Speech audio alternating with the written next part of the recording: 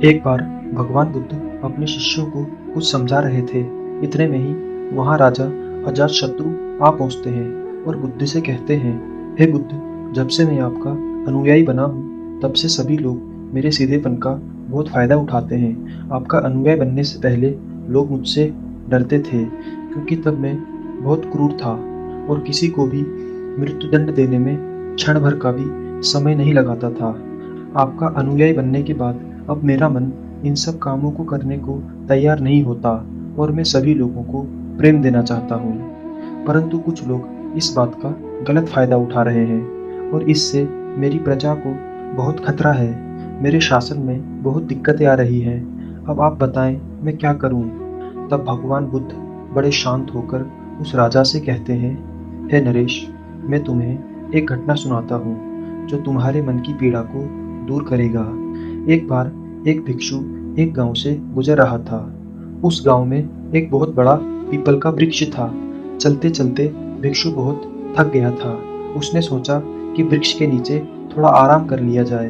वह वहां पहुंचा ही था कि कुछ लोगों ने उसे रोक दिया और भिक्षु से कहने लगे, वहां एक बहुत जहरीला सर्प रहता है। उसने बहुत से लोगों को डस लिया है। वह इतना खतरनाक है कि जो भी उसके सामने आता है वह उसे जिंदा नहीं छोड़ता। भिक्षु मुस्कुराता है और कहता है, एक दिन तो सभी को मरना है। अगर मुझे आज ही मरना होगा तो इसमें कौन सी बड़ी बात है। आप मेरी जरा भी चिंता न करें और मुझे आज्ञा दें। ये कहकर भिक्षु वहां से चल देता है और पेड़ के नीचे अपना आसन बिछाकर बैठ जाता है। थोड़ी ही देर बाद उसके सामने सर्प आता है और भिक्षु से कहता है, क्या तुम्हें मुझसे डर नहीं लगता? क्या तुम्हें पता नहीं यह मेरा इलाका है और यहाँ पर आने की किसी की भी हिम्मत नहीं होती? तब भिक्षु उस सर्प को बहुत ही प्रेम के साथ कहता है, इसमें डरने वाली कौन सी बात है? तुम जो भी करते हो वह इसीलिए करते हो क्योंकि तुम्हें डर है कि कोई तुम्हें मार ना दे, इसलिए तुम दूसरों को डराते हो। मुझे किसी का डर नहीं, ना ही मुझे मृत्यु का डर है और ना ही जीवन की लालसा है। इसीलिए कोई मुझे नुकसान पहुंचा ही नहीं सकता, फिर मैं क्यों डरूं? सर्प को यह सुनकर बहुत गहरा आघात पहुंचता है। उसने आज तक ऐसे व्यक्ति देखे जो उससे डरकर भागते थे। उसने आज तक ऐसा कोई व्यक्ति नहीं देखा था जो उससे नहीं डरे। भिक्षु की इतनी बातें सुन सांप उनके चरणों में लेट जाता है और उनसे कहता है, आज तक मैंने जो भी किया अपनी जान बचाने के लिए किया, क्योंकि अगर मैं इस तरह का रूप धारण नहीं करता तो लोग मुझे जिंदा नहीं छोड़ते। तब भिक्षु कहता है, तुम एकदम सही कहते हो, लेकिन अगर तुम इस मोह से मुक्त होना चाहते हो तो एकदम शांत हो जाओ, प्रेम से भर जाओ और यह जान लो कि एक दिन जीवन समाप्त हो ही जाएगा। उसके लिए बुरे कर्म करने की कोई आवश्यकता नहीं है।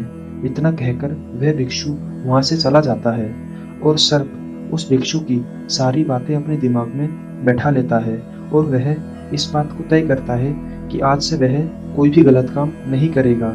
सर्प सभी बुरे कामों को छोड़ देता है, लेकिन इसका उस पर उल्टा असर पड़ता है। जो लोग पहले उसे देखकर भागते थे अब उसके सीधेपन का गलत उपयोग करने लगे। अब सब लोग उसे छेड़ते, उसे चोट पहुंचाते। अब सर्प बहुत ही दुखी और चोट से ग्रसित रहने लगा। अब उसके शरीर पर बहुत से चोट के निशान बन गए, क्योंकि अब वह लोगों को कोई नुकसान नहीं पहुंचाता था। सभी लोगों के साथ प्रेम से रहने की कोशिश करता था, लेकिन लोगों में उसके प्रति जो भय था, जो उसे सुरक्षित रखता था, वह समाप्त हो चुका था। कुछ दिनों के बाद वह भिक्षु फिर से उसी पेड़ के नीचे आता है और वहां आसन बिछाकर बैठ जाता है और उस सर्प को देखकर बड़ा ही आश्चर्यचकित होता है कि पहले सर्प की क्या स्थिति थी, लेकिन अब सर्प की क्या स्थिति हो गई है। और वह उस सर्प के लिए बहुत चिंतित भी होता है। भिक्षु को देखकर सर्प कहता है, हे भिक्षु, जब से आपने मुझसे कहा था कि मैं शांत हो जाऊं और प्रेम को अपनाऊं, तब से लोगों ने मुझसे बहुत गलत व्यवहार करना शुरू कर दिया, जिससे मुझे जीवन जीने में बहुत कठिनाई हो रही है। अब आप बताएं कि मुझे क्या करना चाहिए? भिक्षु कहता है, हे मित्र, मैंने तुमसे यह नहीं कहा कि तुम अपने स्वभाव को ही बदल लो। तुम सर्प हो और क्रूरता ही तुम्हारा स्वभाव है। अगर तुम क्रूरता नहीं रखोगे तो लोग तुम्हें खत्म कर देंगे, लेकिन इसका यह मतलब नहीं कि तुम्हारे भीतर जो उद्देश्य है उसे गलत रखो। तुम्हें भीतर से अपने आप को सही रखना है और बाहर से खुद को वह दिखाना है जो जरूरी है और जो तुम हो, क्योंकि सर्प एक जहरीला जीव है और लोगों में उसके प्रति भय होना आवश्यक है। अगर लोगों के प्रति तुम्हारे लिए भय नहीं होगा तो लोग तुम्हें हानि ही पहुंचाएंगे, लेकिन तुम्हें केवल अपना भय बनाए रखना है।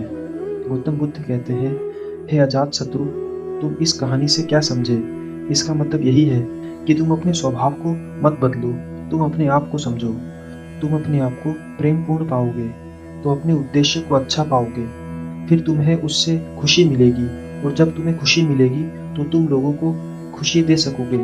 और यहाँ इस बात की जरा भी जरूरत नहीं कि तुम बाहर से लोगों को क्या दिखा रहे हो, जरूरत इस बात की है कि तुम भीतर से अपना उद्देश्य क्या रखते हो।